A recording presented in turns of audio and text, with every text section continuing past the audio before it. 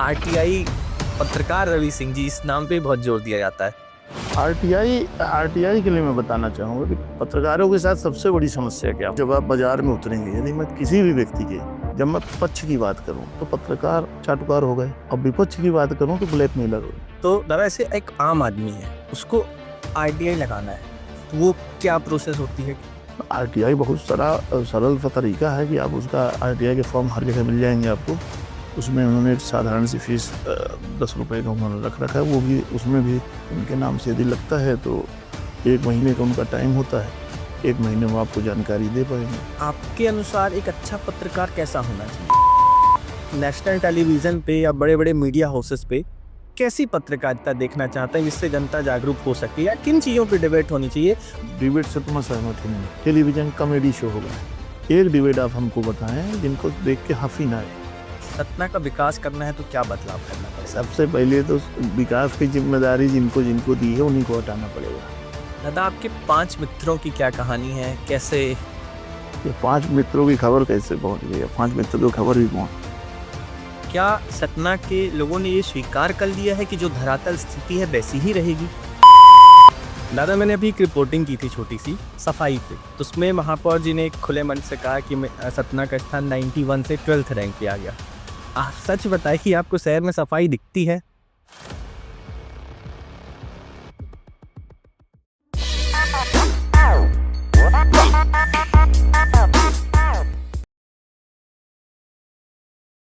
दादा, आपके चरणों में मेरा कोटि कोटि प्रणाम, कोटि कोटि प्रणाम। कैसे हैं आप?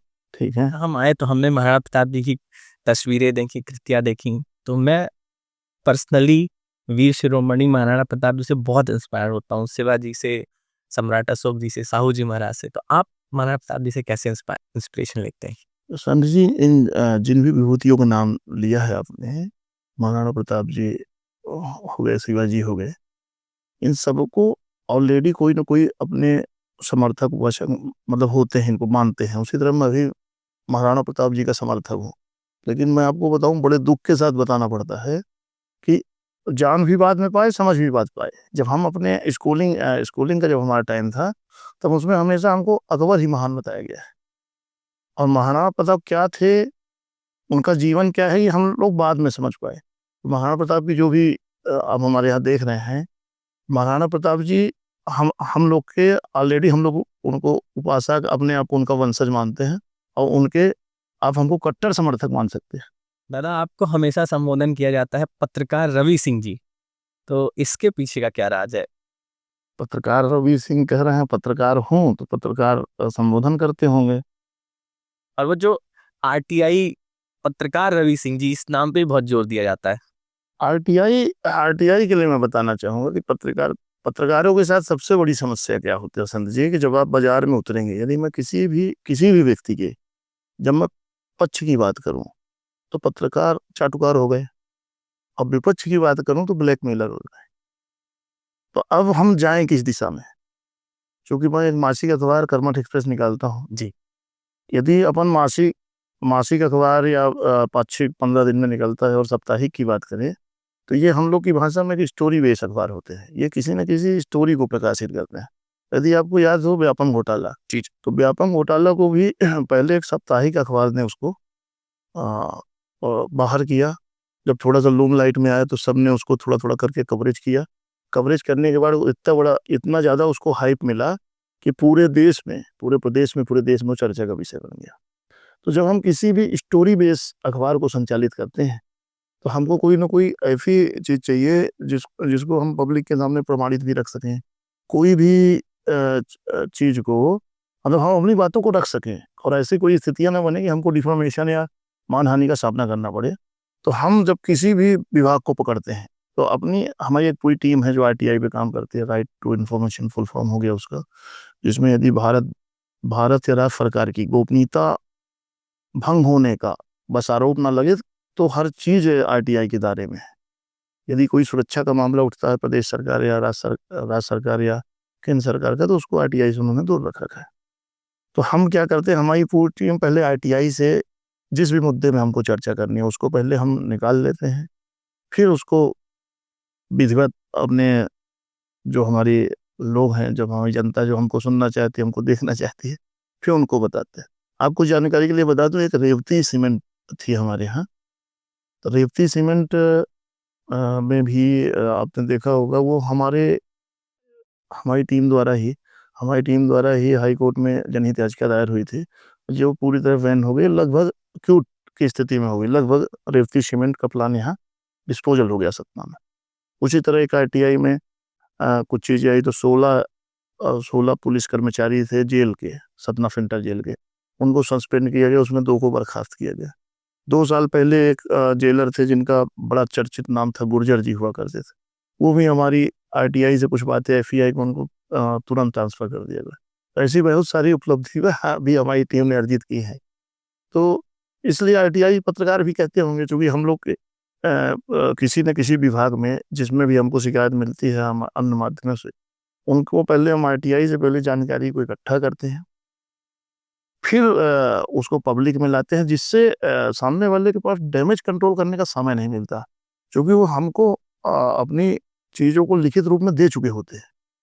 जैसे फिलहाल इस समय हमारा अगला कदम नगर निगम की ओर है, जो हमेशा चर्चा में रहता है, और उसमें भी बृहद रूप से आरटीआई हमारी टीम के लोगों ने लगा दिया है। एक्चुअल आरटीआई के कागज आने में पता होता है कि ये रवि सिंह का टीम था।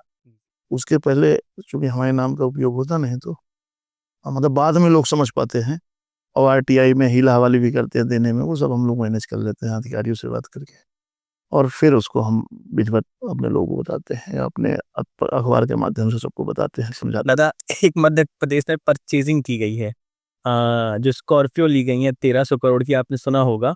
एक स्कॉर्पियो की लगभग कीमत 1 करोड़ 20 लाख आ रही करीबन। उसमें भी आप आरटीआई जरूर डाले, के अंदर क्या सोने के मुर्जे लगाए गए। ऐसा मुझको अभी हाल में किसी ने बताया, तभी तो अपन इसको हवा में इस बात को ले लेते हैं, क्योंकि सतना शहर में भी 12 गाड़ियां लगभग आई हैं जी। सतना में शहर में। उसमें लोगों ने कह रहे हैं कि इनका 13 करोड़ का लगभग पेमेंट हुआ है। तो जो कि अभी कोई बात आई है, ये हाल ही का है, अभी गाड़ियां आए मेरे हिसाब से 15-25 दिन हुए हैं। तो इसमें भी हमारी टीम लग गई है। मतलब आपका धन्यवाद है कि आपने इसके लिए हमको को प्रेषित किया। पर आप ये मानिए कि इस तरह की किसी भी चीज़ों में मतलब हमारी टीम ऑलरेडी लग जाती है, और उस पे काम चालू हो चुका है। फिलहाल तो अभी हमने आपको बताया था कि नगर निगम में हमारा ध्यान है, तभी तो 2000 करोड़ जो स्मार्ट सिटी को मिला था, तो 2000 करोड़ गया कहाँ? मतलब इस पे अभी हमारी टीम लगी हुई, चूँकि भारत भाजपा सरकार है। इन्होंने तो इतना विकास किया है कि शहर में जो धूल उड़ रही है उसके कारण दिख ही नहीं रहा। और दादा, गड्ढों की तो बात न कहिए, जिसके पास 4 व्हीलर नहीं है वही गड्ढे समझ सकता है, बाइक स्कूटी वाज तो पूरा टायर ही चला जाता है पहला वाला गड्ढे। जिनको गड्ढे बनाना है, जिनके कारण गड्ढे हो रहे हैं, वो पैदल चलते ही नहीं, बिल्कुल। और जो गड्ढों में गिरते हैं उनकी कोई सुनता नहीं। ये समस्या फिर तो सतना अब बता रहे हैं कि आने वाले समय में सब ठीक हो जाएगा। तो अब सब इंतजार कर रहे हैं ठीक का। आशावादी लोग हैं सतना शहरी। यदि आशावादी ना होते तो मेरे को तो नहीं लगता कि इतनी बड़ी समस्या होती। दादा, मैंने अभी एक रिपोर्टिंग की थी छोटी सी, सफाई पे। हमारे यहाँ पे कितनी सफाई है, थोड़ी आ गई थोड़ी आने ही वाली। तो उसमें महापौर जी ने खुले मन से कहा कि सतना का स्थान 91 से 12th रैंक पे आ गया। आप सच बताइए, आपको शहर में सफाई दिखती है? नहीं, जब क्या हुआ कि ये तो देखिए सफाई का मुद्दा तो ऐसा है कि यदि आप 10-12 की बात कहेंगे तो लोग आपके ऊपर हंसेंगे, जो अक्सर होता भी है। लेकिन मैं इस चीज़ पे भी गया कि ऐसा क्या हो गया, ऐसा क्या जादू हो गया, किन नग्न आँखों से देखा गया कि उनको ये 12वें स्थान लायक सतना दिखा। तो मेरे लोगों ने ये बताया कि यहाँ पे जो भी मतलब 4-6 जो अच्छी जगह, अभी हाल ही में नगर निगम ने किसी को किराए दी, चूँकि अब इस मंच से उनका नाम लेना ठीक नहीं है, तो 5-6 जगह ही जो टीम आई थी उन्होंने जाँच की, जो कि अद्भुत जगह है शहर की। अच्छा अच्छा। तो मतलब यदि उनको आप देखेंगे तो मेरे हिसाब से आप भी ये कहेंगे कि 10वें 12वें नंबर में होना चाहिए। पर 6-7 जगह को देख के ही आपने पूरे फतना को अ करा दिया, और उसके बाद आप खुद हँसी के पात्र बन गए। पूरे शहर में चर्चा की ये भी 12वां स्थान, जबकि इसका क्राइटेरिया छोटा करके 6 या 7 स्थान, मेरे को उन स्थानों का नाम पता है, इस मन से बोलना ठीक नहीं है। जी। तो उन 6-7 स्थानों से ही इसकी रैंकिंग तय की गई है। अच्छा। और वो 6-7 स्थान यदि मेरे से आप पूछें, यदि उनको देख के इस तरह माना जाए कि पूरे शहर की स्थितियाँ ऐसी होगी, तो फिर 12वें रैंक डिज़र्व करता है सतना। मतलब वो स्थान वाक़ई अच्छे हैं सतना ज़िले में। और वो आप भी देख लेंगे 5-6 कौन से स्थान हैं जिसमें नगर निगम का कंट्रोल है जी। और अच्छा और अद्भुत भी दिखता है। जी, जी, जी। दादा मेरी आपसे एक रिक्वेस्ट है कि जब आप आईटीआई नगर निगम वाली आए तो उससे जो आपको जवाब मिले मुझे भी एक बार पढ़वा दीजिएगा, और स्कॉर्पियो आता है 1 करोड़ वाला मुझे पढ़वा दीजिएगा। उस दोनों में मैं इंटरेस्ट रखूँगा। पहले तो आप समझिए कि मेरे ऊपर आज तक ऐसा कोई आरोप नहीं है कि मैं किसी से विज्ञापन लेता हूँ। यदि मैं किसी के मतलब इसको पीछे पड़ना ही करते हैं, मतलब यदि किसी चीज़ को अपन मतलब उसमें घुसते हैं, तो करके ही निकलते हैं। और मैं आपको वादा करता हूँ कि जो भी मेरे पास आएगा, वो मैं आपको नहीं, मैं उसको सामूहिक कर दूँगा। असामूहिक करने के बाद जैसे मैंने अभी रेवती सीमेंट का बताया जनहित याचिका, जनहित याचिका के बारे में छोटा-सा बात बता दूँ कि जनहित याचिका आप लगा सकते हैं, वापस नहीं ले सकते। मतलब लगाने वाला व्यक्ति उसको लगा तो दिया, पर आप सोचिए कि आपका कोई सेटलमेंट हो गया या आप किसी दबाव प्रभाव में आ गए तो वापस ले लें, ये मामला नहीं सेट होता जनहित याचिका में। तो जनहित याचिका हम लोग लगा चुके हैं। जब हमको सफलता नहीं मिलती तो लास्ट में हम हाई कोर्ट की शरण में जाके जनहित याचिका का सहारा लेते हैं, यदि उसमें हमारे जनमानस का नुकसान है तो। और यदि किसी का आर्थिक मतलब उसमें घोटाला है तो उसके फिर अलग रास्ते हैं। जी। तो दादा ऐसे एक आम आदमी है, उसको आरटीआई लगाना है, तो वो क्या प्रोसेस होती है? क्योंकि ये लोगों को अभी एग्ज़ैक्टली इन्फॉर्मेशन नहीं है। आरटीआई बहुत सारा सरल सा तरीका है कि आप उसका आरटीआई के फॉर्म हर जगह मिल जाएँगे आपको। उसमें उन्होंने एक साधारण सी फीस ₹10 का उन्होंने रख रखा है, वो भी उसमें भी जातिगत कुछ मतलब यदि अ, ₹10 सामान्य पिछड़ा के लिए है और यदि कोई भी अपने अनुसूचित जाति जनजाति के हैं तो उनको फ्री है। उनके नाम से यदि लगता है तो 1 महीने का उनका टाइम होता है। 1 महीने में आपको जानकारी दे पाएँगे। पर जानकारी यदि आपकी उनकी सरकार की, राज्य सरकार या केंद्र सरकार की सुरक्षा के मद्देनज़र हुँ। मतलब उसको बेदखल नहीं करना, तभी आपको जानकारी यदि आपका माँगा गया कोई भी इस चीज़ को कर डिस्ट्रैक्ट करता है, तो आपको लिखित में मना करेंगे कि चूँकि ये सुरक्षा संबंध है। अब उसमें एक मैं मज़े की बात बताऊँ आपको, एक मैंने आरटीआई लगाई बिजली विभाग के खिलाफ। उन्होंने मेरे को एक लेटर भेजा कि आपके द्वारा माँगे हुए जानकारी 36,000 पन्नों में है, जिसके लिए आपने ₹72,000 आप इसको आप जमा कराएँ। जी। फिर मैंने क्लॉज़ अपने वकील से पूछा, बोले यदि जानकारी इतने पन्ने में है तो आप उनको पेन ड्राइव पे ₹350 जमा करें, उससे जानकारी दी। तो बोले जब उनको नहीं देना होगा तो इस तरह भी कई चीज़ों का प्रयोग करते हैं, 1 महीना रुकते हैं फिर अभी हाल ही में मैहर में एक हमारे लड़के ने आरटीआई लगाई, हमारी टीम के लड़के ने। तो चूँकि इसका एक नियम मतलब नहीं देंगे तो फिर ऊपर, तो उसमें 1000 या ₹2000 का आर्थिक दंड निर्धारित किया गया है। तो वो दंड भी ले लेते हैं। और जानकारी देने से बचते हैं। यदि जानकारी उनको सीधे हित को प्रभावित करती है किसी भी विषय को, तो फिर नहीं देते। चूँकि आरटीआई एक ऐसा विषय है कि जब आप लगाते, तो लगाने के बाद नीचे से लेके पूरा विभाग जान जाता है कि मैंने आरटीआई लगाई। एक मज़ेदार किस्सा बना है, एक जनजाति विभाग है जिसमें अ, अनुसूचित जाति बच्चों को पढ़ाया जाता है, उसके वार्डन होते हैं। उसमें 75 स्कूलें हैं अपने यहाँ, कि 75 स्कूलें हैं, उसमें जब मैंने आरटीआई एक साथ 75 आरटीआई लगाई, बड़ा चर्चा का विषय रहा। तो मतलब उसमें जो चलाने, चूँकि मैं लोकल हूँ, तो मेरे संबंध भी होंगे, चाची, फूफा सभी होंगे और मतलब उसमें इस तरह मेरे को मानसिक रूप से दबाव डाला गया कि मुझको आरटीआई बैक करनी पड़ी। अब मुझको आज भी उस बात का दुःख है। मुझको आरटीआई का जवाब एक ही व्यक्ति ने दिया था, रैगाँव के हैं वो विकलांग थे। वो बस अपनी एक साइकिल में लेके आके उन्होंने उसका कागज़ मुझको दिया और उसमें पूरा विभाग नीचे से लेके ऊपर तक ये चीज़ बाहर नहीं होना। क्योंकि जो उसमें हमारे सोर्स थे, मतलब आप समझें कि यदि उस आरटीआई मैं तो किसी कारण से मेरे को पीछे होना पड़ा, वो तो मैं ऑन कैमरा बोल ही रहा हूँ। मतलब यदि उसमें कोई पीछे जाता तो सब के सब जेल जाते हैं, 75 के 75। लेकिन मेरे को उसमें वापस लेना पड़ा और मैंने बताया आपको कि लोकल हूँ और इस दबाव को मैंने माना। उसको इस तरह भी कंसीडर कर सकते हैं कि कहने वाले कह सकते हैं कि पैसा लिया होगा, ये किया होगा, ये किया। और उन 75 का मेरे ऊपर कोई आरोप नहीं है, जो मेरे कान भरी हुए ऐसा। क्योंकि जो आईटीआई में मेरे द्वारा जानकारी मांगी, तो मेरा जो सोच था उसका कहना था ये आईटीआई का जवाब आपको देंगे ही नहीं वो, चाहे उनकी मृत्यु हो जाए। अब मैंने महसूस किया ये है आईटीआई। मैं अक्सर प्रार्थना करूंगा कि ये बच्चों के ऊपर स्कूल का मामला है, तो कहीं ना कहीं बच्चों के साथ भ्रष्टाचार और गलत किया गया होगा। निश्चित। आप इसमें दादा आगे बढ़े, और सतना का हर जनमानस आपके साथ में है। दिक्कत क्या है फंद जी कि आज के समय में सब ये सोचते हैं, सभी मतलब अधिकतर लोगों को सोचना है कि हमारा बच्चा बोर्डिंग में जाए कहाँ योशे, अब भगत सिंह बगल वाले घर में पैदा हो। मैं ऑन कैमरा आपसे कहता हूं कि यदि कोई भी उस विषय में यदि बढ़ के मेरे पास आता है कि जिस विषय में आपने आईटीआई लिया उसको वापस लिया, मैं मान रहा हूँ ना मेरे से गलती हुई या कुछ भी उसको मानिए, वो तो मैं स्वीकार ही करूँ, तो मैं उनको बताता हूँ ना कि आप इस विषय में आगे बढ़े, उसमें उन्हें सफलता मिलेगी, मैं भी साथ में हूँ। क्योंकि यहाँ तो बहुत सारे ऐसे विषय हैं कि आप थोड़ा सा घुसेंगे तो आश्चर्यचकित रह जाएंगे क्या क्या चल रहा है। जैसे एक बड़ा विषय है अन्न भोजन वाला। बिल्कुल दादा, बिल्कुल। अब ये बताइए कि उनकी 8 से 10 रुपया जब उनको गवर्नमेंट वो क्या खिला रहे होंगे, क्या खा रहे होंगे, क्या दे रहे होंगे, क्या क्या कर रहे होंगे, मेरे हिसाब से तो ये पूरा कागजों का खेल होगा, पूरा कागज, इस पे कोई ध्यान देने वाला नहीं। हम आप यदि इस बात को बड़ी तेजी से यदि उठाते हैं, हमारे आपके 10 विरोधी हो जाएंगे।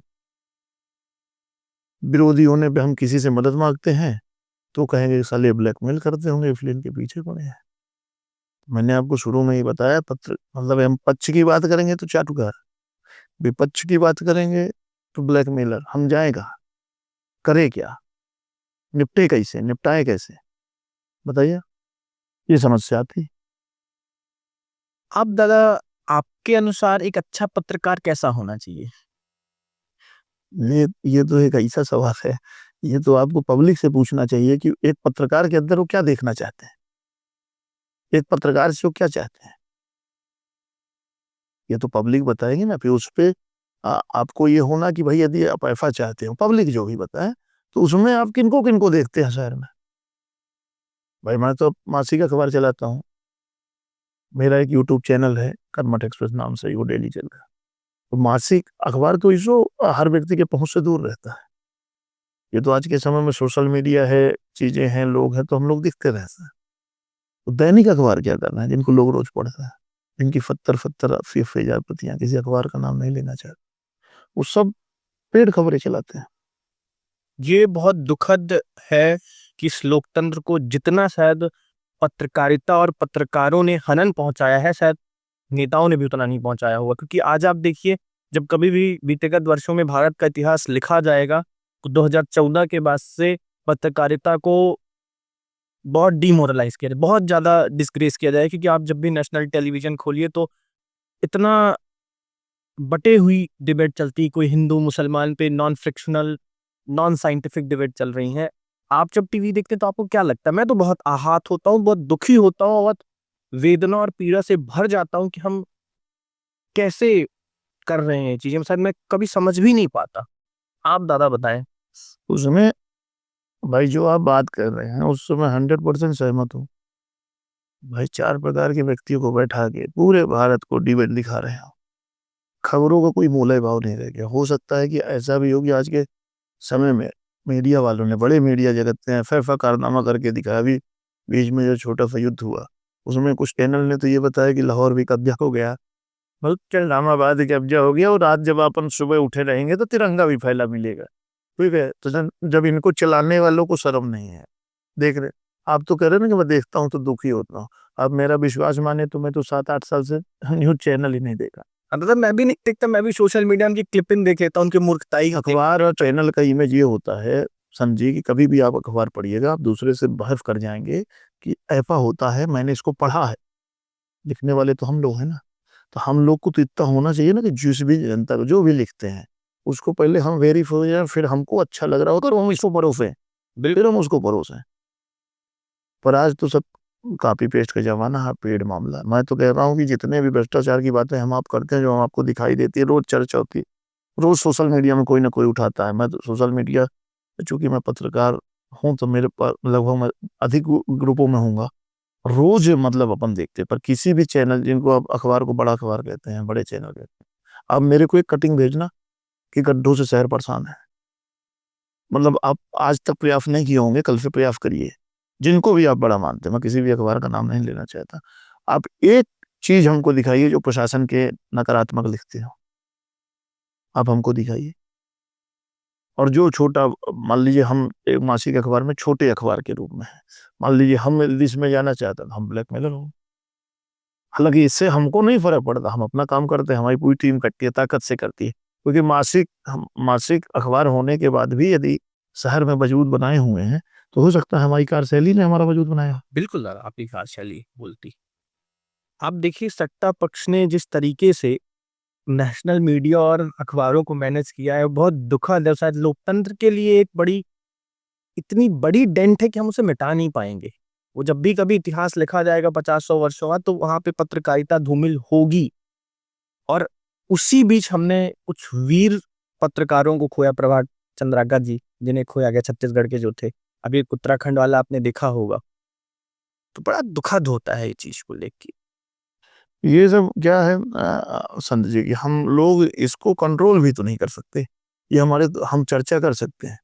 जैसे मैंने देखा है कि सतना शहर में, मैं किसी राजनीतिक पार्टी की बात नहीं कर रहा हूँ कि ना उसका कोई विरोधाभास में इस बात को ले, कि यदि सतना शहर में कोई भी व्यक्ति होगा, तो वो हम कहते हैं कांग्रेस या किसी भी पार्टी को कहता है कि मोदी जी ने गलती है, जबकि उनका पहला आरोप सांसद जी पे होना चाहिए, क्योंकि उन्होंने अपना प्रतिनिधि नियुक्त कर रखा है। बिल्कुल। तो यदि आप भी शहर में आम जन में चर्चा देखना, हर व्यक्ति मोदी का विरोध बताते हैं। जो भी बताना होगा, भाजपा का विरोध बताना, फिर मोदी जी का बताना। हम ये कह रहे हैं कि विरोध हमने वो प्रतिनिधि को चुन रखा है भाई, हमने कह रहा है उन्होंने अपना प्रतिनिधि दे रखा है सांसद जी। अब सांसद जी का विरोध बताइए, तो सांसद जी का विरोध नहीं बताएंगे, वो सीधे मोदी जी की बात करेंगे। जब भाजपा की बात आए तो सीधे राहुल जी की बात करेंगे।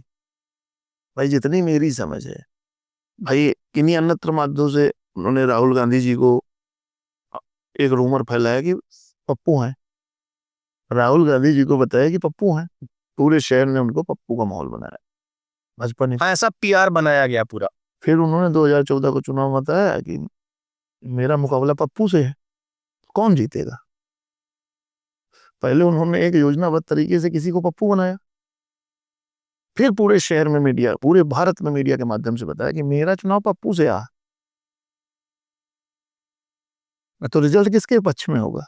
तो भाई कोई समझदार था, वो खेल गए। उन्होंने चीजों को, अपनी चीजों को, भाई उस समय जब मैंने महसूस किया है कि कांग्रेस पार्टियों के भी कुछ अच्छी कार्यशैली थी, कुछ अच्छी उनकी वो भी थी, पर उनको उन्होंने ग्राउंड में नहीं उतार पाए, वो नहीं बता पाए। हाँ, अपनी बात जनता तक नहीं पहुंचा पाए। यदि आप मेरा पक्ष जानना चाहते तो मैं तो ये मानता हूँ कि ये चुनाव भाजपा को लाडली बहनों ने जिताया। बिल्कुल दादा। आपके द्वारा दिया गया प्रलोभन ने आपको यहाँ तक पहुंचाया। मेरा है, बिहार आ चुका है, 75 लाख लोग को 10,000 बंटने वाला है। तो ये तो देखिए, फ्री की रेवड़ी तो हमेशा आपको गर्त की ओर ले जाएगी, जितना मेरा मानना है, जितना मेरी समझ। करीबन, मैं एग्जैक्ट संख्या तो नहीं, लगभग 200 लाख करोड़ के आसपास शायद कर्जा है। मैं कुछ बड़े मीडिया हाउसेस पे देखा हूँ भारत के ऊपर। नहीं, ये तो मानिए ना कि कर्जा और ज्यादा होगा। आपको मतलब जनता को बताया ही उतना जाता है जिसमें बरगला, मतलब आप बरगला ना जाए, आप डिस्टर्ब ना हो जाए। कर्जा तो बहुत ज्यादा होगा, सही आंकड़ा उसमें भी कहिए तो एक आरटीआई लगाए, सही आंकड़ा कब आएगा। ये ज्यादा बढ़िया था। आपको एक आरटीआई जरूर लगवाना नहीं, भारत के ऊपर कर्जा कितना है, कितना उस पर आरटीआई लगा, आरटीआई लगा रहा ठीक। जो भी क्या है, मैंने अपना क्राइटेरिया बांध रखा है, सतना जिला, और थोड़ा सा अपन अपन हाथ को फैलाएंगे। सतना मैयर में एक मानता हूँ अभी भी, मतलब अलग जिला हो गया, फिर भी एक मानता हूँ। अपन रीवा संभाग, अपन इतना यदि कंट्रोल कर ले फंजी, तो अपन अपने आप को, बिल्कुल, हम पूरे यदि भारत की बात है तो मैं अपने विषय से भड़क जाऊंगा। मैं तो कह रहा हूँ कि जो हमारे भाई, ऐसा नहीं कि रवि सिंह अकेला है, बहुत सारे लोग हैं जो देश हित समाज हित में काम करे चाह जी। वो इस मतलब यदि ऐसी कोई बात है तो उसको वो लाएं, बाहर लाएं, एज रिकॉर्ड लाएं। आरटीआई में आपको कोई भी, चूंकि आप जब आरटीआई लाएंगे तो उसमें एक फॉर्म लिखा रहता, नीचे लिखा रहता किस कारण जानकारी चाहिए।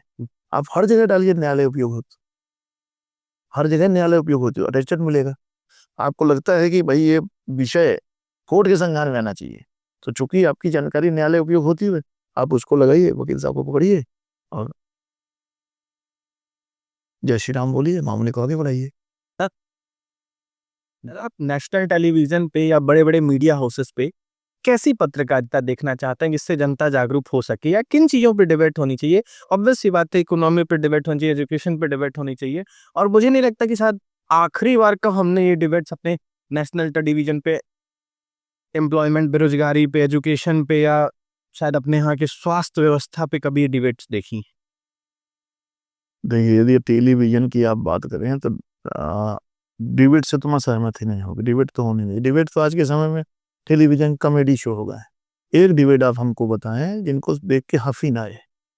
किसी को नहीं बता सकते, हमें खुद ही याद नहीं हंसी। हाँ, तो मैं इनका डिबेट से हंसी के बदले कोई कपिल शो देख लेता हूँ। इनका जो भी डिबेट है वो अब मतलब सिर्फ मेरे को तो लगता है कि मजे के लिए ही होता है। मतलब उनके न पूछने वाले क्वेश्चन में कोई दम होती है, ना देने वाले उत्तर में रहते। एक भी डिबेट आप ऐसा बताना, आपको मतलब लगभग 99% हर डिबेट में कॉमेडी शो ही चलता। और डिबेट डिबेट को तो मैं मानता ही नहीं कोई पत्रकारिता का हिस्सा। पत्रकार तो मतलब खबर हो या जिस भी फील्ड में अपन काम को, उसमें किसी ना किसी का हित प्रभावित हो, उस बात को ही लेके हमेशा मुद्दे में होना। यदि उससे उसके अलावा आप कहीं भी जा रहे हैं तो मेरा मानना आप भटक रहे हैं। भाई आप तो यदि अ, जैसे सब कहते हैं निष्पक्ष पत्रकारिता, निष्पक्ष पत्रकारिता तो निष्पक्ष क्या होती है मैं समझ नहीं पाया, क्योंकि माइक छूटने के बाद सब पक्ष की बात करने लगते हैं, उसमें कहीं ना कहीं मैं भी हूँगा। मैं तो कह रहा हूँ कि आप पत्रकारिता में यदि पत्रकारिता कर रहे हैं तो आपके पास तो दिन कम पड़ जाएंगे। इतने मुद्दे हैं। जब सतना शहर में आप 24 घंटे काम करो तो कम है, जनहित के मुद्दों की बात कर रहा हूँ, व्यक्तिगत नहीं, तो वो कम पड़ जाए। तो जो पूरे बड़े मीडिया हाउस हैं जिनके हर जगह संवाददाता है, बड़े बड़े फाइनेंशियल्स हैं चैनल्स चलाने में, उनको तो कमी नहीं होना चाहिए। मेरे को तो लग रहा है 4-4 घंटे समय कहाँ निकाल लेते हैं। मैं तो एक डिबेट कभी देखा था 6-7 साल से तो देखा नहीं। तो मैं सुबह 6 बजे चैनल सुबह 4 बजे चैनल खोला तो वही चल रहा था, 6 बजे वही चल रहा था, 9 बजे भी वही चल रहा था। अब वो लाइव चल रहा था, रिपीट मेरे को याद नहीं है। और 6-6 घंटे लोग समय निकाल ले रहा है डिबेट का। अब फिर भी आप भी इस बात को समझिए कि किसी भी विषय का निराकरण बातों से निकल सकता है। तो डिबेट का मतलब क्या है? आज के समय में डिबेट सिर्फ आपके हिंसा को भड़काएगी।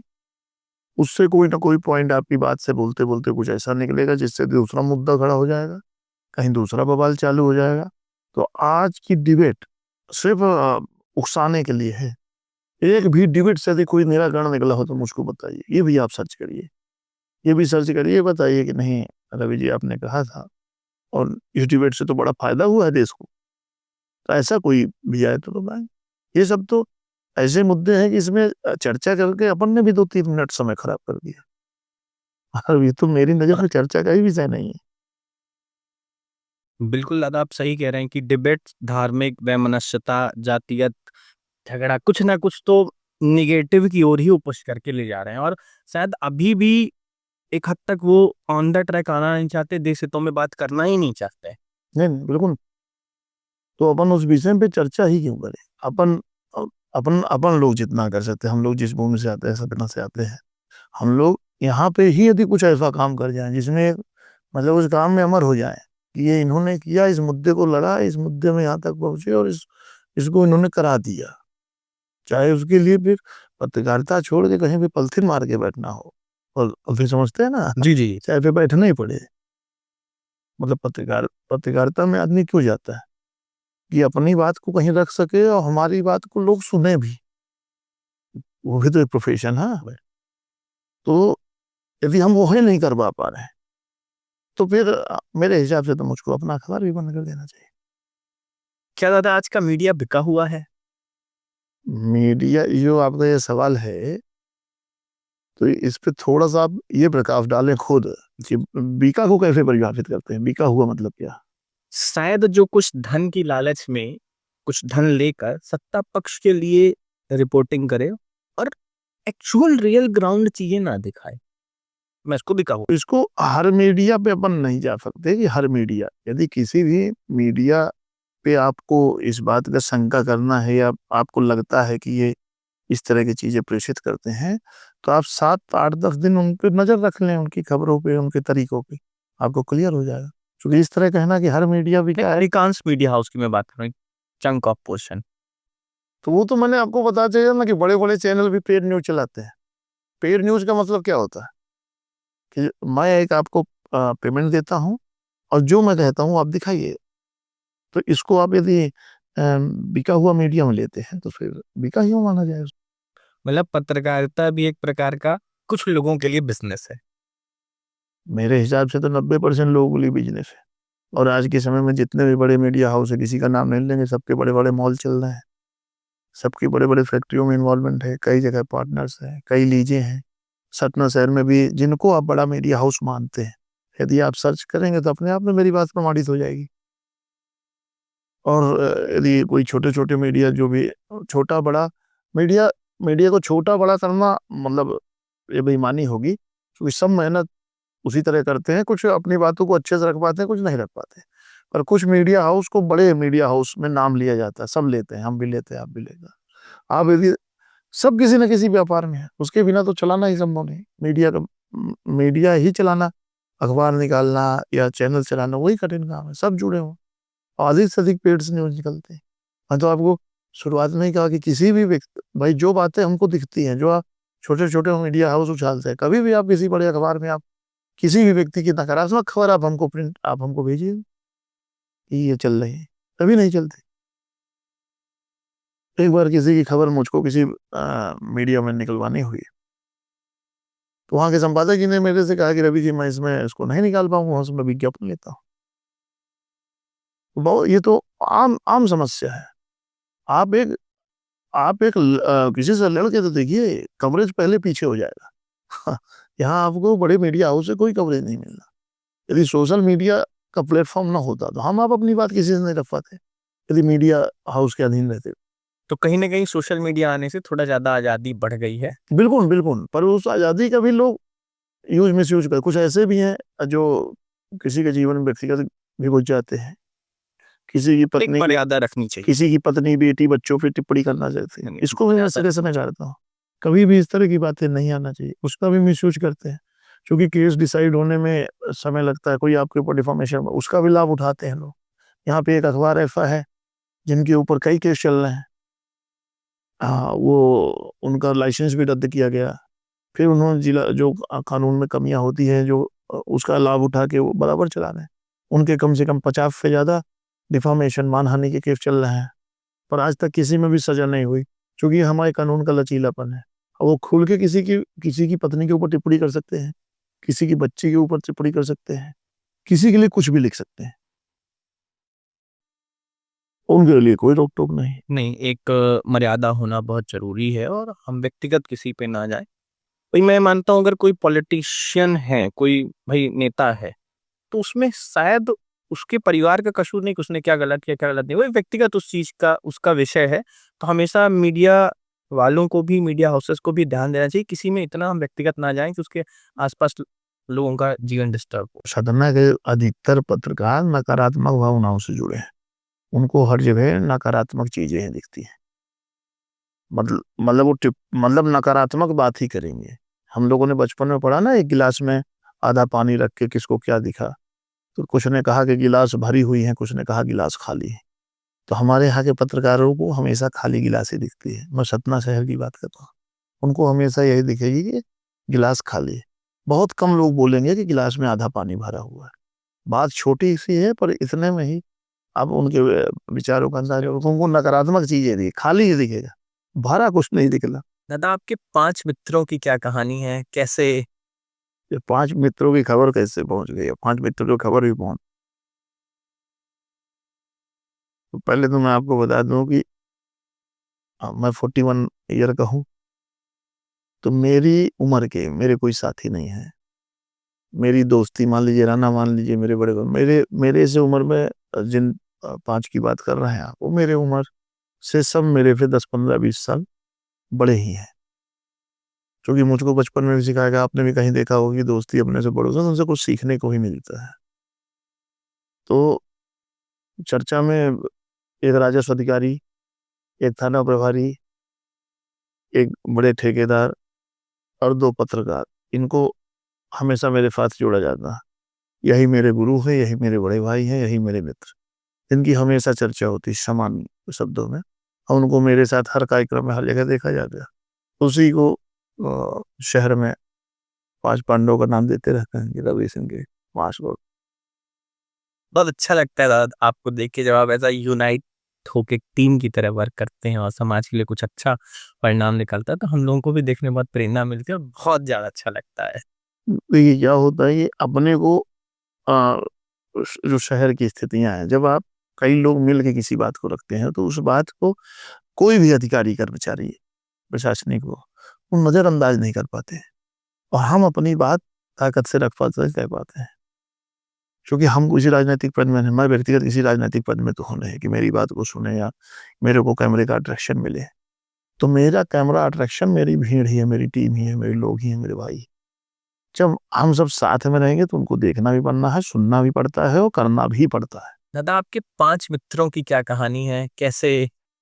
तो 5 मित्रों की खबर कैसे पहुँच गई? 5 मित्रों की खबर भी पहुँच, पहले तो मैं आपको बता दूँ कि मैं 41 ईयर का हूँ। तो मेरी उम्र के मेरे कोई साथी नहीं है। मेरी दोस्ती मान लीजिए, राना मान लीजिए, मेरे बड़े मेरे से उम्र में जिन 5 की बात कर रहे हैं आप, वो मेरे उम्र से सब मेरे से 10, 15, 20 साल बड़े ही हैं। क्योंकि मुझको बचपन में भी सिखाया गया, आपने भी कहीं देखा होगा कि दोस्ती अपने से बड़ों से, उनसे कुछ सीखने को ही मिलता है। तो चर्चा में एक राजस्व अधिकारी, एक थाना प्रभारी, एक बड़े ठेकेदार और 2 पत्रकार, इनको हमेशा मेरे साथ जोड़ा जाता है। यही मेरे गुरु हैं, यही मेरे बड़े भाई हैं, यही मेरे मित्र।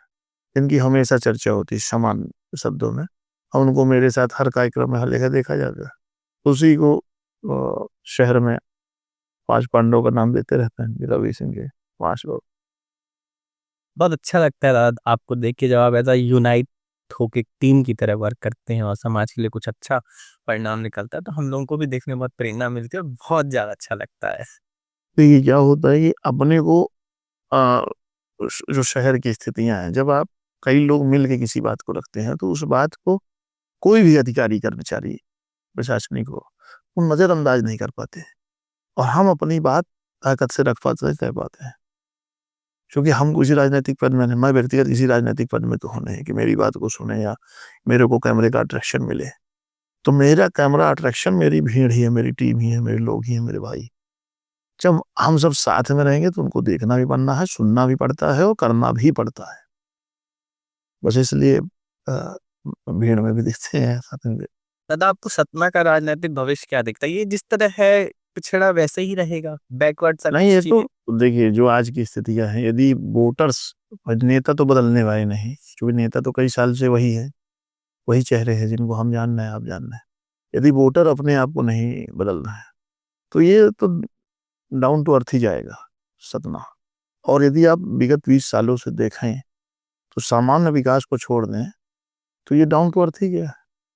आज यदि सामान्य चर्चा में लोग रीवा से तुलना करते हैं, अन्य जगह से करते हैं, पहले हर काम सतना से होते थे, तो तुलना कोई गलत नहीं है। और यदि वोटर, अब वोटर कैसे बदले? वोटर को थोड़ा बहुत जात से उठ के सोचना पड़ेगा। यदि मतलब यदि यही चलता रहे, तो फिर देखिए विकास या कोई किसी भी बदलाव की उम्मीद करना बेईमानी है। फिर तो अपन अपने आप को बेवकूफ बना रहे हैं। दादा मैं स्वयं ये मानता हूँ कि जब आप वोट करने जाते हो तो आप एक कैरेक्टर चुनो, आप एक पर्सन चुनो। ठीक है, किस पार्टी से आता नहीं, मतलब apart from the party, party से थोड़ा इतर हट के एक अच्छे व्यक्ति को चुनो।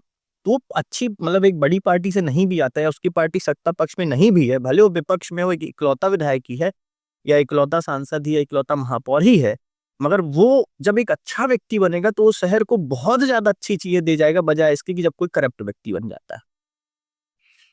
हम आप तो ये चीज कहते भी हैं, समझाते भी हैं, बस सुन कौन रहा है? हार तो वहां पे ना, मतलब आप समझिए कि जब बड़ी पार्टियां अपने उसको चुनती है कैंडिडेट को, तो वो भी जाति के आधार पे है। इतने ब्राह्मण है तो ये होना, इतने पटेल हैं तो ये होना, इतने ठाकुर है तो ये होना। मतलब शुरुआत ही यहाँ जातिवाद से चालू करते हैं। मैं अभी अपने बिंद क्षेत्र की बात कर रहा हूँ, यहाँ पे शुरुआत ही जातिवाद से करते हैं, मतलब देने को लेके। ठीक वही सोच नीचे उतर जाते हैं। पहले दूसरी विचारधारा है कि 2 दिन पहले पूरे सतना में, चूंकि हम लोग तो वोट डालने से पहले 1 to 1 घूमते हैं हर जगह, कुछ मीडिया के काम से भी जाते हैं, व्यक्तिगत भी यदि किसी से हमारा प्रेम है, हमारा मन उसके साथ है, तो उसके लिए भी जाते हैं। तो बहुत गहराई से देखें, 2 दिन पहले पूरा मामला जातिवाद में कन्वर्ट हो जाता है। अब बचा कुचा महुआ रानी काम करते हैं, जो पूरी रात सबको पता है शासन शासन के लिए, यदि मैं कहूँ तो बहुत बड़ी बात होगी, शासन के लिए उनका प्रशासन ही बांटता है।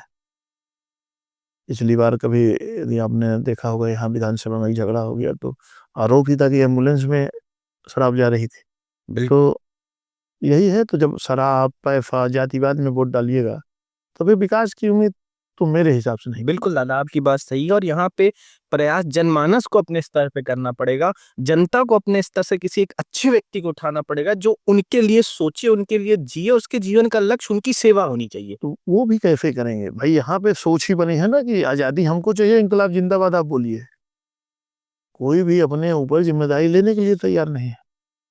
तो कैसे आएगी, कैसे कैसे क्रांति आएगी? मैं बताया आपको कि भगत सिंह क्या है कि पड़ोसी घर में पैदा हो, हमारा बच्चा बोर्डिंग में पढ़ने की उसे जाए। यहाँ राजनीतिक पार्टी के अलावा भी बहुत सारे लोग हैं। कभी आपने किसी भी विषय के लोग किसी को जन आंदोलन करते देखा, सुना?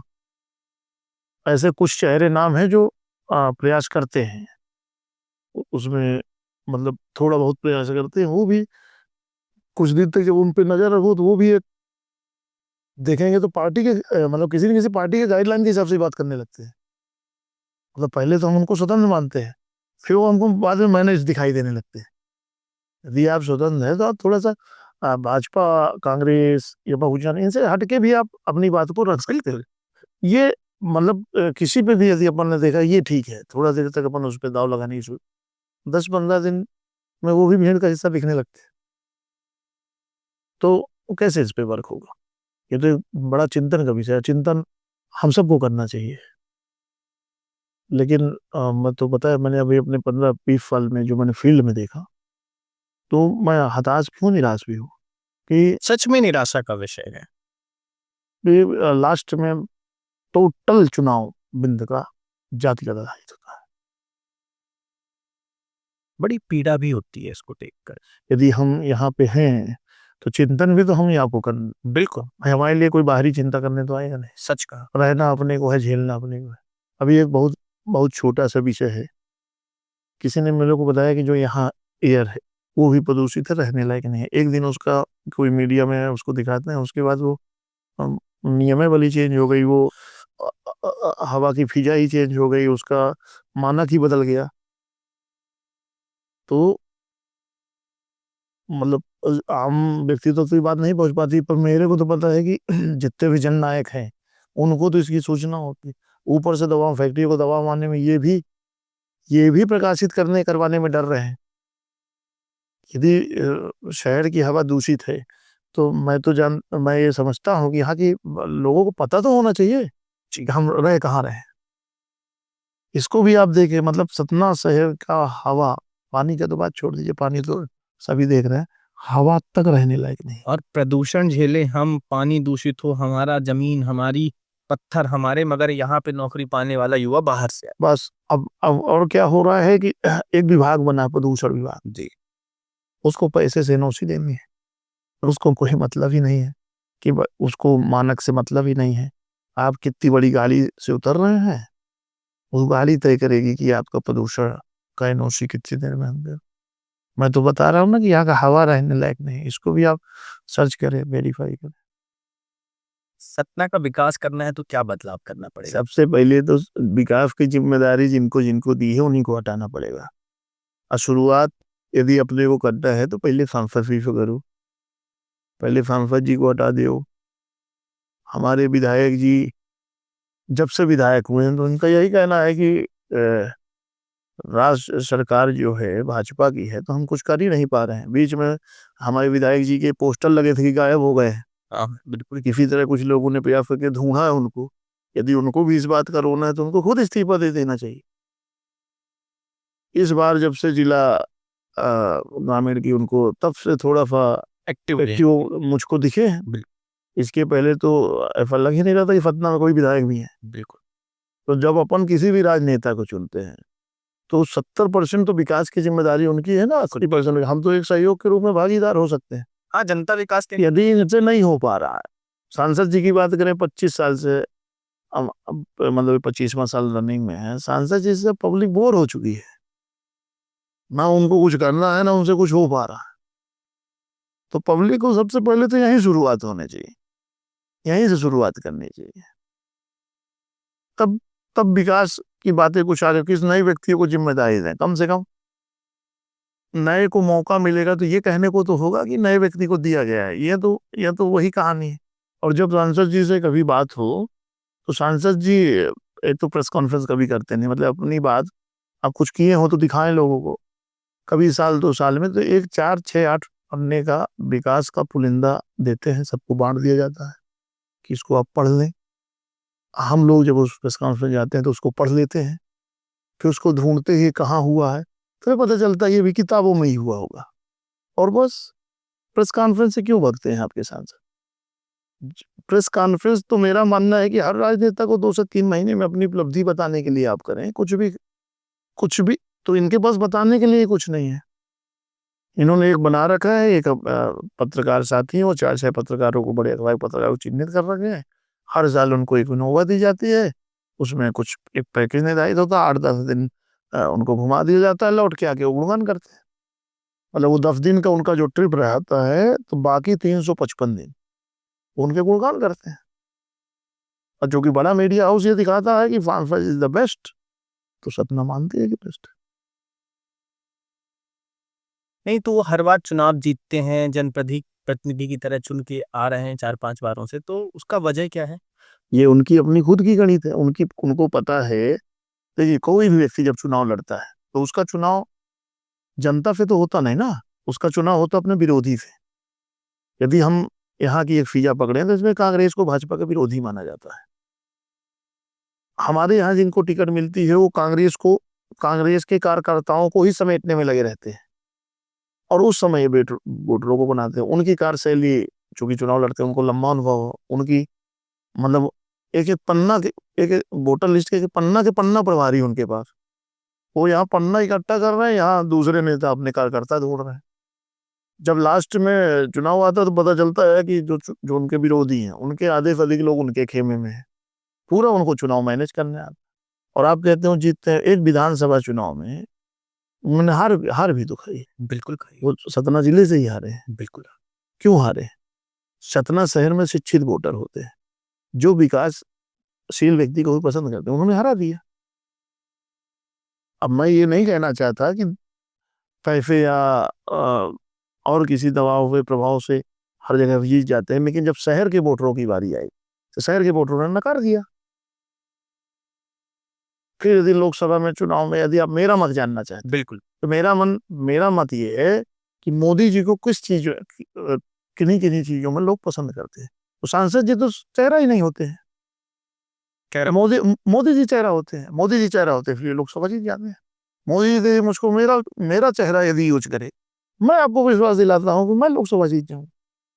आप पैसे भी जीते हैं, आपके तो पर्सनल टीम इतनी बड़ी गई है, 1000 लोग तो अभी पर्सनल टीम है। नहीं, हमारी टीम बड़ी है। बस सांसद जी को चुनाव लड़ने उसका तरीका आता है। सबसे पहली बात वो जानते हैं कि किस चीज से कौन से, उनकी एक पूरी टीम लगी रहती है। यदि बाहर के लोग हैं, बाहर यदि कोई अपने यहाँ के बाहर, उस पूरी एक टीम लगी है, पूरी टिकट बुलाती है, टिकट कराती है, बुलाती है, वोट डलवाती है। इतनी प्लानिंग से तो चुनाव लड़ते ही मैंने किसी को नहीं देखा। चुनाव प्रबंधन बहुत बढ़िया है। बहुत बढ़िया। किसी ने कह भी रखा है कि सांसद सांसद जी ने, किसी ने बताया मुझे को कि सांसद जी का तो कहना था कि जो दिग्गज मेरे विरोधी हैं उनके सबके गांव के लोग शहर में रहते हैं, सतना शहर में रहते हैं, तो इन्होंने मुझको घेर लिया और हरवा दिया। मतलब आज भी उनके दिमाग में ये बात नहीं है कि मैंने यहाँ पे कुछ लोग समझदार लोग भी रहते हैं, मतलब कई गांवों से मिलकर शहर में, बिल्कुल बिल्कुल। तो उन्होंने उनको नकारा है। पर उसको भी सांसद जी अपनी स्ट्रेटजी फेल होने से मानते हैं कि मैं हार गया। तो सबसे पहले तो ये बदलाव करना पड़ेगा। भाई बहुत है तो उनके बच्चे हैं, उनको मौका दें, पढ़े पढ़े लिखे लड़के हैं उनको मौका दें, अन्य किसी को ले आए। सांसद जी से सतना जिला उब गया है। और दूसरा आप उनका जीत का लगातार कारण ये भी मान सकते हैं कि मजबूत विपक्ष नहीं, मजबूत विपक्ष। जब विधायक उनके वो लोकसभा में वही कैंडिडेट थे जिन्होंने उनको हराया, जब उनकी बिल्कुल। टीम आई तो उनकी आधी टीम ही उधर चली गई, खरीद फरोख्त की राजनीति में फिर सतना शिकार हो गया। तो अ, मेरा तो यही मानना है कि जो जिनको विकास की जिम्मेदारी दी गई है, सबसे पहले आप उनको बदलें, फिर ही कुछ हो सकत। अभी एयरपोर्ट विस्थापना चल रही, उसमें सिर्फ कागज का खेल हो रहा है। मतलब पूरे सतना शहर को बताया जा रहा है कि विस्तारण होना है, विस्तारण होना है, कहीं कुछ नहीं होना। मैं आपको बता दूं कि सिर्फ फाइलों में उलझ के सतना एयरपोर्ट रह जाएगा। एक ही पार्टी के लोग सांसद जी महापौर जी का विरोध करते हैं, महापौर जी सांसद जी का विरोध करते हैं, झेलना अपने को होता है। कोई भी चीज यदि महापौर जी उसकी पहल करते हैं तो सांसद जी विरोध चालू कर देते हैं, सांसद जी करते हैं तो महापौर जी विरोध चालू कर देते हैं। अच्छा, आपस में भी इनकी गुटबाजी चल रही है। बिल्कुल चरम स्तर पे, इसको कैमरे में कोई नहीं कहेगा, जानते सब है। मतलब विरोध के लिए इनको दूसरा कोई व्यक्ति नहीं चाहिए, इनके अपने लोग ही कर रहे हैं। क्यों कर रहे हैं भाई? इनको तो मिल के सहयोग करके आपस में, यदि जनता ने आपको चुना है तो जनता को कोई सौगात तो दो, कुछ तो मतलब यादगार बनाओ। इनको आपसी लड़ाई से फुर्सत नहीं। जो काम कांग्रेस को करना चाहिए वो भाजपा के लिए भाजपा के लोग ही कर रहे हैं। पहले शंकर लाल तिवारी जी विधायक होते थे तो ऐसा सुनने में आता था कि विधायक जी सांसद जी के नहीं पढ़ते। अब विधायक कांग्रेस के हैं तो अब महापौर जी सांसद जी के नहीं पढ़ते। तो कुल मिला के पिस तो फतना फैल रहा है ना। हाँ, यहाँ की जनता पिस रही। और सबका ईगो, सिर्फ ईगो की लड़ाई है। यदि विस्तारण से जाएंगे, चुनाव में सब साथ दिखते हैं, जब ऊपरी बाह शक्तियों का कोई दबाव पड़ता है तो फिर वही झेलना फैर को है। क्या सतना के लोगों ने ये स्वीकार कर लिया है कि जो धरातल स्थिति है वैसी ही रहेगी? तो ये सतना सतना शहर में या हम भारत देश में हर चीज को एक्सेप्टेंस करने की आदत हो गई है, मतलब स्वीकार करने की। इसमें एक मैं मजेदार किस्सा सुनाता हूँ। एक बार क्या हुआ कि एक राजा थे हमारे, उनका ये कहना था कि यार अपने को अपनी जनता को विरोध कराना सिखाना है, कि विरोध करना नहीं जानने पे कैसे चलेगा। तो मंत्री जी ने कहा कि राजा साहब ये जनता जितना अपन इनको थोक देते हैं वही करते हैं, क्या करें? कहीं नहीं यार, अपने को इनसे विरोध कराना सिखाना है। आज हम अब भी तो यही प्रयास कर रहे हैं, तो कहीं क्या किया जाए? तो राजा साहब ने कहा कि एक काम करो, ये रोड बनी है, इसको रोड को खोद दो और एक शिकायत पेटी लगा दो कि कोई ना कोई जवाब आएगा। तो मंत्री जी ने रोड खुदवा दी, शिकायत पेटी लगा दी। सवेरे सवेरे राजा जी ने पूछा क्या हुआ? मंत्री जी ने कहा राजा साहब वो सब लोग बगल से जाने लगे। बोले बगल से जाने लगे? बोले जो खुदा था तो बगल से बाईपास बना लिए, वहां से जाने लगे। बोले यार शिकायत? बोले कोई शिकायत नहीं आई, वहां से चलने लगे। एक हफ्ते बाद राजा साहब ने कहा एक काम करो, जो गड्ढा खुदवाए थे बड़ा सा उसमें पुल बना दो, फिर कोई ना कोई शिकायत आएगी कि भाई साहब ऐसा क्या हुआ कि बाईपास बनाया फिर पुल बना दिया। मंत्री जी ने ठीक है पुल बना दिए। राजा साहब क्या बोले क्या हुआ? बोले वो पुल में चलने लगे। मतलब किसी ने नहीं पूछा कि ऐसा क्यों हुआ। राजा साहब को गुस्सा चढ़ी, कहने यार बड़े निकम्मे लोग हैं, एक काम करो तुम इस पुल में टोल लगा दो, पुल बनने का खर्चा टोल में लगाओ। एक हफ्ते बाद पूछे फिर क्या हुआ?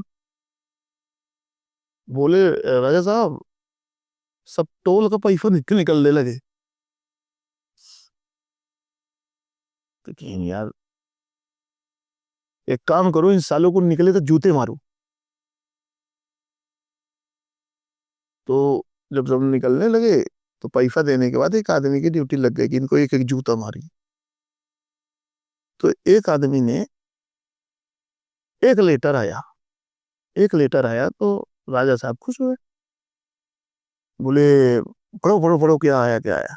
तो उसने लेटर में पढ़ा तो लेटर में लिखा था कि राजा साहब हम लोग जब टोल से निकलते हैं तो आपने जूता मारने वालों में एक व्यक्ति को रखा है जिसमें निकलने में बड़ा समय लगता है, तो इसमें 2 लोगों की नियुक्ति कर दीजिए और जिससे हम लोग यहाँ पे समय ना लगे। तो ये अब जब सोच जब इस तरह की हो तो कैसे अपन किसी चीज में सफलता पाएंगे। तो वो एक्सेप्टेंस हो जाती है और उसको एक्सेप्टेंस को सहूलियत के रूप में ले लेते हैं कि जूता मारने वाले 2 लगा दीजिए पर समय हमारा खराब ना हो। दादा, आपके नेता कौन है और आप किनसे प्रेरणा लेते हैं? देखिए सामान्य स्थिति में नेता नेताओं को मैं कम पसंद करता हूँ। पर एज ए नेता यदि बात करें तो मेरे आदरणीय दाऊ साहब नहीं रह गए, हरनारायण सिंह जी रामपुर बगलान से हैं, आपके हम मिनिस्टर भी रहे। वही मेरे नेता हैं, वही मेरे गुरु हैं। जो भी मैं राजनीति में थोड़ा बहुत सीखा जाना मैं उन्हीं से सीखा। अब बेबाकी के लिए आप मुझे उन्हीं की तरह कह सकते हैं, उनकी तरह तो नहीं कहूँगा पर बेबाकी में दाऊ से ही सीखा कि जो बातें कहनी है तो कहनी है और जो करनी है वो करनी है। दादा, हमारे शहर की सबसे बड़ी समस्या है नशा। आज यूथ मेडिकल नशे से ग्रसित है। ये एक ऐसा विषय है जो बहुत गंभीर और चिंताजनक है। इस विषय को लेकर पत्रकार होने के बाद मतलब मैंने आज तक किसी को नहीं देखा कि इस विषय को गंभीरता से किसी भी राजनेता को, किसी भी व्यक्ति, ऐसे व्यक्ति को जो जिम्मेदार पदों में है, जिसने इस विषय को गंभीरता से उठाया हो। तो मजबूरी मैंने 1.5-2 साल पहले या 3 साल हो गए शायद, मेरे को याद नहीं, मैंने पुलिस अधीक्षक को अपनी टीम में इकट्ठा करके शहर में बिक रहे कोरे के खिलाफ ज्ञापन दिया था। जो कि सामान्य स्थिति में पत्रकारों का ज्ञापन कवरेज करना काम होता है, और मैंने उसको दिया। उसमें ताबड़तोड़ कार्रवाई हुई, बजरा टोला उसमें गड़बड़ा था, जितने लोग थे पुलिस ने उसमें। लेकिन आज भी पुलिस की इतनी कड़ाई के बाद भी कंट्रोल नहीं कर पा रहे हैं। मतलब इसमें कंट्रोल नहीं हो पा रहा है। मतलब या तो आप ये कह लें कि कंट्रोल करने में के बड़े टाइट कदम नहीं उठ रहे हैं, चूक कहाँ हो रही है। जैसे सामान्य स्थिति में आज के समय में तो कोरेक्स ही सबसे बड़ा विषय बना हुआ। एक खांसी का एक सिरप होता है जो विभिन्न नामों से बिकता है, लेकिन उसका कॉम्पोजिशन एक ही तरह का होता है।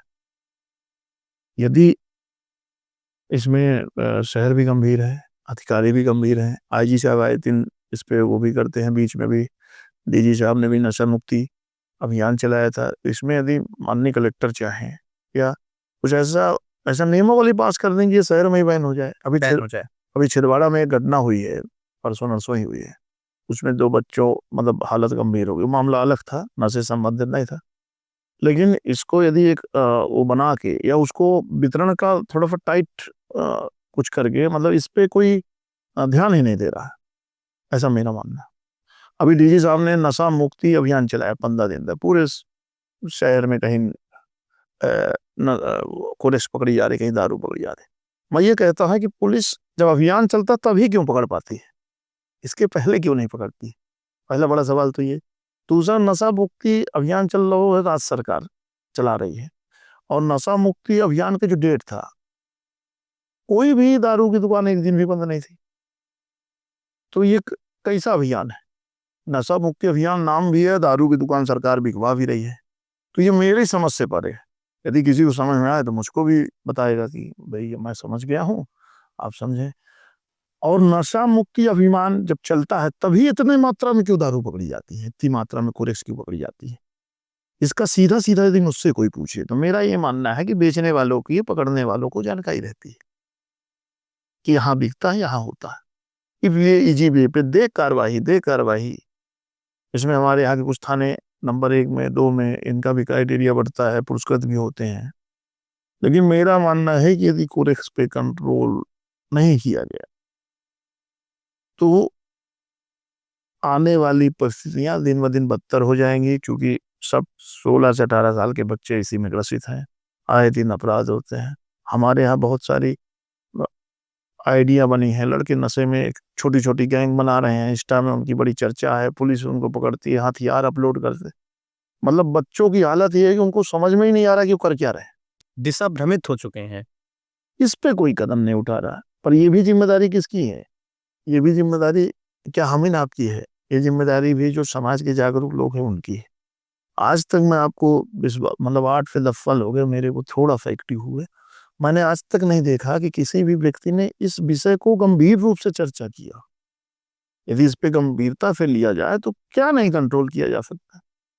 हमको तो नहीं लगता कि ऐसी कोई चीज बनी है जिसमें प्रशासन चाहे कंट्रोल ना हो सके। बिल्कुल। लेकिन मैं कोरेक्स को भाई उसमें नियम कड़े हो गए, जेल में रखा जा रहा बेचने वालों को, पीने वालों की तो हालत बद से बदतर है, लेकिन तो भी सफलता नहीं मिल रही। कहाँ चूक हो रही? इस पे कोई काम नहीं करना चाह रहा। दारू तो चलिए राज्य सरकार ही बिटवा रही है, राज्य सरकार ही बिटवा रही है, तो उस पे अब ज्यादा क्या ही कहें, उनका आर्थिक मामला फंस जाता है। पर दारू में भी बड़े अपराध नहीं हो रहे, पर जो ये मेडिकल नशा इस समय अपराध हो रहे हैं, चल रहे हैं। मैंने सुना गोलियां कुछ बिकती है, फ्लॉक्सीन, विलियम टेल, और ऐसा मैं एक दिन कुछ अपने अखबार में लिखा था तो उनके नाम मेरे को याद है। फ्लॉक्सीन, ये गोलियां क्या करती हैं? एक गर्भवती महिला का लेबर पेन होता है, जब बच्चा होना होता है, दर्द होता है, उसको कंट्रोल करने के लिए एक गोली दी जाती है। ये ऐसे 4-4 खा रहे हैं। कोई थिनर जो नेल पॉलिश है, कोई थिनर सो, मतलब ये नशा तो बड़ा दुखदाई। सॉल्यूशन भी कई बच्चों को मैंने देखा। और नशे में, नशे की हालत, नशे को भी डिस्क्राइब है दिया आपने, तो डिस्क्राइब पर गांजे को बहुत बड़ा, मतलब जैसे गांजा आपको मिल गया तो गांजे को आपने देखा होगा बहुत बड़ा डिस्क्राइब, गांजा पकड़ा गया, गांजा पकड़ा गया। और मैंने आज तक नहीं सुना, आपने कभी सुना कि गांजा पी के उसने हत्या कर दी? गांजा पीने वाला तो अपने आप में मस्त रहता है, तो गांजा, हम तो कह रहे हैं गांजा को बल्कि वो कर दो क्या, वो गांजा को आप बेचने लगो भाई, कोरेक्स किसी तरह बंद कर दो। आज तक मैंने नहीं सुना कि गांजा पी के किसी ने बड़ा अपराध किया। आपने सुना, किसी ने सुना तो बताना मेरे को कि गांजा पिए था और अपराध कर दिया। हमेशा आपने सुना है दारू, ड्रिंक एंड ड्राइव मना है। बिल्कुल। ड्रिंक एंड ड्राइव मना है ना, कि दारू पी के नहीं चलाना है, ठीक है। गांजा पी के कभी आपने सुना किसी ने एक्सीडेंट कर दिया? कोरेक्स के लिए तो मैं कई उदाहरण दे सकता हूँ कि कोरेक्स करके अपराध होता है। कोरेक्स को तो अब सरकार भी मान गई है, बस सरकार भी मानती है, वरिष्ठ अधिकारी भी मानते हैं कि कोरेक्स का नशा पूरी जनता को, मतलब बच्चों को गंदगी की ओर ले जा रहा है, अधर्म है, तो उस पर कार्रवाई करना। पर अभी तक ऐसी कार्रवाई नहीं हो रही जिससे संतुष्टि हो। जेल भी भेज रहे हैं, निकलने वाले, जेल जाने वाले छूट भी नहीं रहे हैं, नियमावली भी कड़ी है। यदि जब न्यायालय में जाते हैं तो न्यायालय भी बड़ी सख्त है। लेकिन मैं ये कह रहा हूँ कि ये अवगढ़ भी, हमारे यहाँ रामपुर बघलान, एक जहाँ से मैं खुद बिलोंग करता हूँ, रामपुर बघलान को गढ़ माना जाता है। एक विशेष समाज के लोग ही इसमें चिन्हित हैं। यदि कभी भी यदि आप लगातार आप गौर करना चालू करेंगे तो एक विशेष समाज के लोग इसमें आपको दिखेंगे। आप अपराधियों का लिस्ट देखेंगे तो उसमें 4, 6, 8, 10 प्रश्न नोट देखेंगे तो आपको समाज का नाम चिन्हित हो जाएगा। मैं किसी का नाम नहीं लेना चाहता। और रामपुर बघलान ही गढ़ बना हुआ है। हमारे यहाँ रामपुर बघलान को कोरेक्स का बहुत बड़ा गढ़ माना जाता है। शायद इसका कारण यह है कि खेप उत्तर प्रदेश या इधर से आती है, तो इनके बॉर्डर्स से लगे हुए रिवर, इस रिवर वगैरह से लगे हुए थे, इसलिए भी इसका कारण हो सकता है। लेकिन मैं ये मानता हूँ कि यदि प्रशासन इसमें ताकत लगा दे और इसको गंभीरता से ले ले तो कोरेक्स ना आ सकती है ना बिक सकती।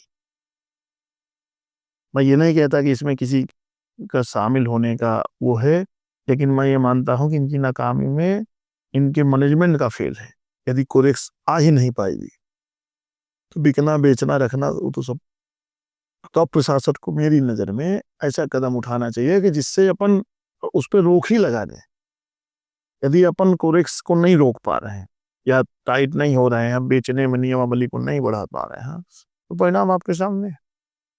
यहाँ तो 8 बजे के बाद आप निकले, कब किसके साथ लूट हो जाए, कब किसको गोली कौन मार दे, कब किसके साथ चैनी स्नैचिंग हो जाए, सब लड़कों को समझ में नहीं है, सब सन्नाटा है, वो समझ में ही नहीं है। हम लोग भी झेलते हैं, क्योंकि देर रात आना जाना घर होता, झेलते हैं।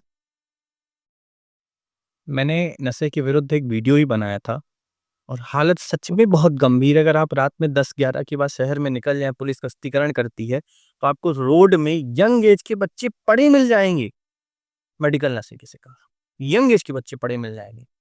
मैंने वीडियो में दिखाए भी हैं वो दृश्य। मैंने आपको यही बताया ना कि शिकार ही 15 से 18 साल के बच्चे हैं भाई, जिनकी कोई थीम ही नहीं है, सोच नहीं है, और ऊपर से नशे में आ गए तो बाकी सब चीजें जीरो हो गई।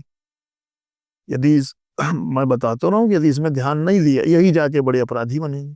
जब उनको शुरू से ही अपराध की आदत है, चाहे अपराध छोटा ही क्यों ना हो, तो उसको बड़ा होने में कितना समय लगता। जेल आना जाना हुआ उनका, तो उनको भी आदत सी लग जाती है। छोटे छोटे बच्चे, उनके फॉलोअर्स देखेंगे या तो 100 200 संख्या में, बहुत सारी गैंग्स बनी हुई हैं, उनके गैंग्स का नाम अलग अलग, मतलब पता नहीं किस थीम में, किस सोच में आगे बच्चे जा रहे हैं।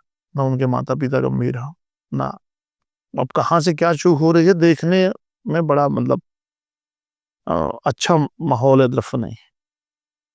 सतना के युवाओं को दादा क्या संदेश है आपका? सतना के युवाओं के लिए ये तो ऐसा ऐसा सवाल है कि बड़ा सोच समझ के देना पड़ेगा, क्योंकि 25% तो इसमें कोरेक्स है, और कोरेक्स के अधीन। हाँ, तो मैं तो यदि युवाओं युवाओं युवा को मतलब किस उम्र के श्रेणी में आप युवा मानते हैं, क्योंकि मैं तो अभी 41 साल का हूं, मैं अपने आप को युवा मानता हूं। तो आप मतलब किस श्रेणी के बच्चों को रखते हैं? लगभग 30 के पहले पहले, 25-30 के पहले। देखिए, मैं तो शुरुआत में जो बच्चों का, मेरे से यदि आप कोई राय लेना चाहेंगे, तो मैं तो ये कहूँगा कि जो बच्चे हैं, एक कैटेगरीज वाइज बच्चे होते हैं, एक होते हैं अपर क्लास, एक होता मिडिल क्लास, एक होता लोअर क्लास। तो बच्चों को आज के समय में अपर क्लास की व्यवस्था उनके घर वाले कर रखे होते हैं, अपने धंधे में सेट कर लेते हैं व्यवस्था में। यदि वो फेल हो गए, मतलब फर्स्ट स्टेप फेल हो गए, तो उसको संभाल ले जाते हैं उनके परिजन। मीडियम क्लास के जो बच्चे हैं, लोअर क्लास, उनको तो बिल्कुल एक सूत्री, कलम को अपना हथियार बना ले, अब बस उठा ले और एक किताब ले ले और लग जाए, आगे पीछे दाएं बाएं कुछ मत देखे। मैं गारंटी देता हूं सफलता उनकी कदम चूमे भी। चूंकि एक चीज ध्यान रखिएगा कि पढ़ाई का मतलब सिर्फ नौकरी नहीं होता। मैंने एमएससी एलएलबी कर रखी है, कोई नौकरी नहीं करता। पढ़ा लिखा व्यक्ति, समझदार व्यक्ति कभी भी बेरोजगार की श्रेणी में नहीं आता। वो अपनी अपनी व्यवस्था कर लेगा, यदि लड़का होशियार है तो, और उसको एक काम भी मिल जाएगा। आज ही मतलब सबको मेरी तरफ से एक ही सलाह है कि आप कलम उठाइए और लग जाइए, जो जिस फील्ड में है, उसके अलावा कुछ मत सोचिए। बच्चों की हालत ये है, आपने देखा होगा, आप एक 3 घंटे का फिल्म देख के आइएगा, मैं पूछूंगा कि संजय कैसा था, तो आप पूरे फिल्म का स्टोरी बता देंगे। और 2 घंटे पढ़ाया, एक चैप्टर, एक पन्ने का आपको याद नहीं रहता। ऐसा क्यों होता है? इसका सिर्फ एक ही कारण है कि टीवी आपने मन लगा के देखी, पिक्चर को आपने बिल्कुल ऐसे देखा, और पढ़ते समय आपका ध्यान खेल में था कि अभी मुझको खेलने जाना है। फोकस और इंटरेस्ट की बहुत कमी थी। हाँ, तो ऐसा नहीं। मेरा सिर्फ एक ही यदि आप मेरे से पूछते, कलम उठाइए और लग जाइए। कब तक? जब तक जो भी आपके मन में एक ध्येय है या एक आपने लक्ष्य बना रखा है, जब तक आपको उसकी प्राप्ति ना हो, उसके अलावा दूसरा कोई रास्ता। क्योंकि मिडिल क्लास और लोअर क्लास के बच्चों के लिए कलम ही उनका हथियार है। अब कलम की जगह ने कुछ लोगों ने कोरेक्स हथियार बना लिया है, तो उसके लिए मैं कुछ नहीं है। कलम उठाइए, लग जाएगी, सफलता आपके कदम से। दादा इतना सोना आप पहनते हैं, इसका क्या राज है? इतनी तो कुछ हमारी कीमत है, आप सोना पहने हैं। सोने की गिलास रखी हुई है, मैं पहली बार सोने की गिलास में किसी को पानी पीते देखा हो। नहीं हो गया हमको गोल्ड पसंद, पसंद की बात है, हमको गोल्ड पसंद है। कुछ लोग तो हमको पप्पी लहरी, कुछ लोग हमारी थोड़ा सा सीखा बड़ी है तो चूंदी वाले पत्रकार भी कहते हैं। तो सब अपने अपने गोल्ड थोड़ा सा हमारा फैशन है, शौक भी है। अब ये सतना शहर में 8-9 बजे के बाद लूट होने लगी है, तो आप कुछ दिन बाद उतार के रख दूंगा। आप ये प्रशासन पे कटाक्ष कर रहे हैं। प्रशासन पे कटाक्ष नहीं सही है। और रीवा में अभी मैं गया था 3 दिन पहले, तो मेरे किसी साथी ने कहा कि रवि भाई यहाँ पे 9 बजे के बाद फैमिली को लेके नहीं आने का है, यहाँ पे किसी भी टाइम लूट हो सकती है। हमने पूछा क्यों, बोले यहाँ आधे से अधिक लड़के नफे वो, उनको कुछ नहीं हुआ। अपराध का कारण यही है। ऐसा एक पुलिस अधीक्षक एसपी साहब होते थे, रियाज इकबाल साहब, उनका बड़ा अच्छा कार्यकाल था। उन्होंने एक बार प्रेस कॉन्फ्रेंस में कहा था कि जब मैं सीएसपी भोपाल था तो 6 महीने तक मैं 10 बजे के बाद 10 बजे के बाद जो आउटर्स में ढाबे हैं भोपाल के, मैंने उनको बंद करा दिया था कि नहीं चलेंगे, क्योंकि दारू का दुकान बंद होता फिर वहां मिलती है इज्जत। बोले 6 महीने में सिर्फ एक एक्सीडेंट हुआ था। और रियाज इकबाल जब सतना में थे तो उन्हीं उन्हीं का ये नशा के विरुद्ध कमर तोड़ने का शुरुआत चालू हुआ है। फिर तो हर पुलिस अधीक्षक जी ने प्रयास किया, ऐसा मैं कोई आरोप नहीं लगाऊंगा, प्रयास किया। सफलता उस लेवल की नहीं है जिस लेवल का प्रयास है। सफलता नहीं मिल पा रही है, क्योंकि मैं तो ग्राउंड से देख रहा हूं, पर तो भी 60% डैमेज कर डाला है पुलिस की मेहनत। पर आपको सफलता तो अपन भाई 100 नहीं तो 90% तो होना चाहिए ना, वो तो फिर सफलता फिर शोर बचाती है कि सफल हो गया। बाकी एक साधारण सी नहीं कहावत है कि असफलता का मतलब ही है कि सफलता का प्रयास पूरे मन और ईमानदारी से नहीं किया गया है, इसीलिए आपसे बात करके दादा बहुत अच्छा लगा। मैं प्रयास करता हूँ कि हमारे जो युवा वर्ग के लोग देख रहे हैं नशे से दूर रहें और वो आपकी बातों से बहुत सारा प्रेरणा लें और कलम को अपना हथियार बनाएं।